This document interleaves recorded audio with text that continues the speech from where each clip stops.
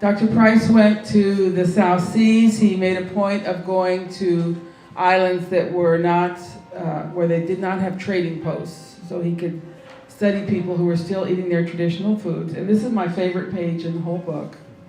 Look at the width of the palate in these faces. And this is the blueprint for all of us, okay?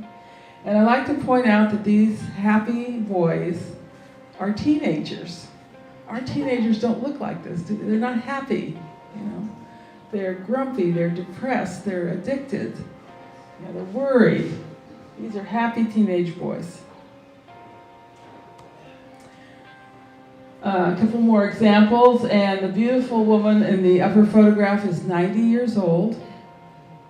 We don't know the average lifespan of these people, and certainly many people were carried off by injury and trauma. But Dr. Price found many elderly people in all of these cultures.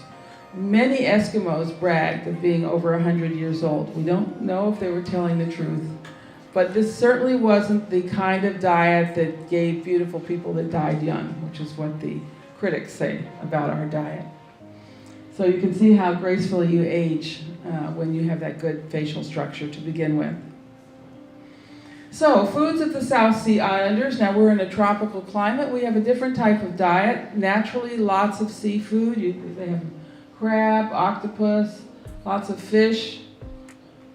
They have pigs. Pigs were a sacred food brought by Captain Cook. Once the pig arrived, they were immediately recognized as a sacred food.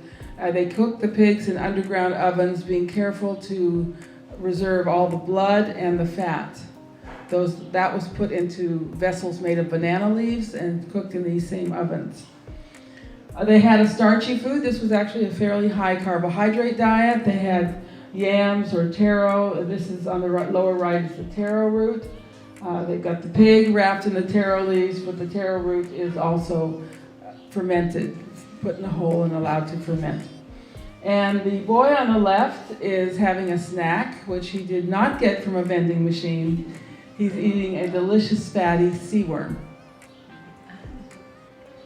This is a fabulous photograph that was sent to me by Kay Baxter in New Zealand. This is Tahiti. Can you guess what these are? Well, I told you what they are, right? They are shark stomachs, and they put the liver inside the shark stomach and let the livers ferment, and then they capture the oil that drips out. This is fermented shark liver oil, and this was a sacred food considered very important for having healthy babies. The contrast between these healthy, happy native people eating their traditional foods and those on the modernized diet was just tragic. They suffered from tremendous tooth decay that caused terrible suffering, and then the next generation, the altered facial structure and the narrowed face, and you know, those happy expressions are not there anymore.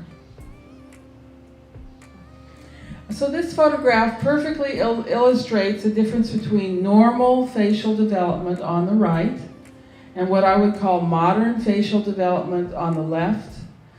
These young people are obviously very similar genetics from the same tribe, but what you're seeing on the right is very strong facial bones.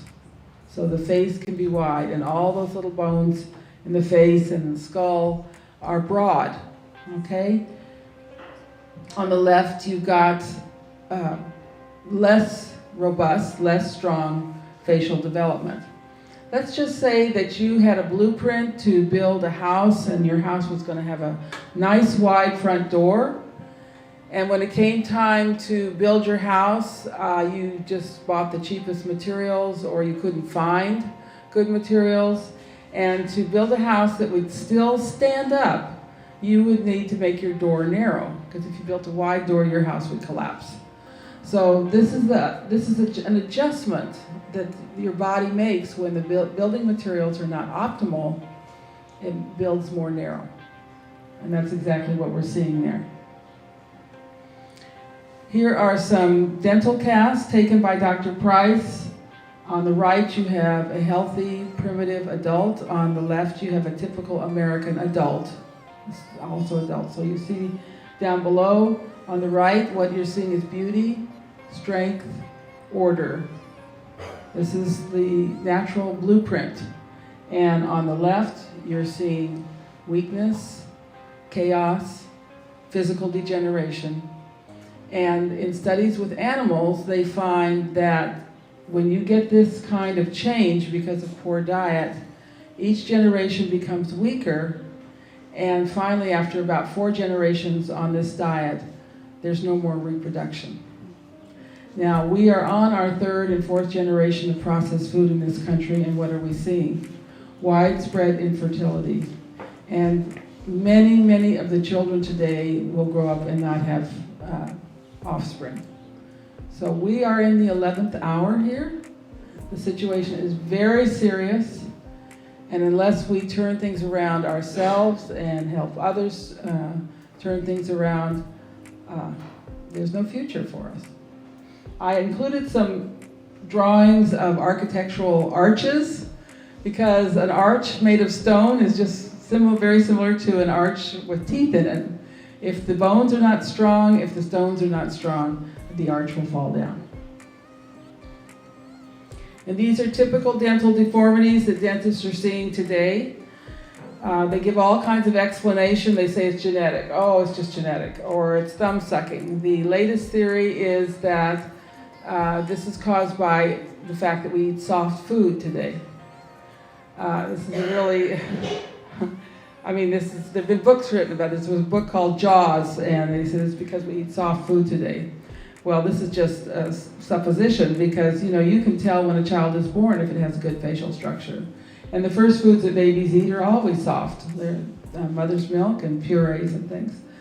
So that's not a very good explanation in my opinion. No, these are nutritional problems caused by inadequate diet while the mother is pregnant and then when the child is growing. So the first bone in the body that's affected by poor nutrition is the maxilla. This is the upper jawbone, this purple bone.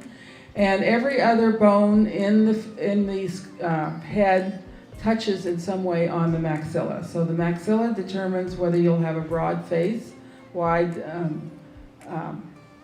cheekbones, broad middle third of the face. And then the second bone that's affected is the mandible, which is the lower jawbone.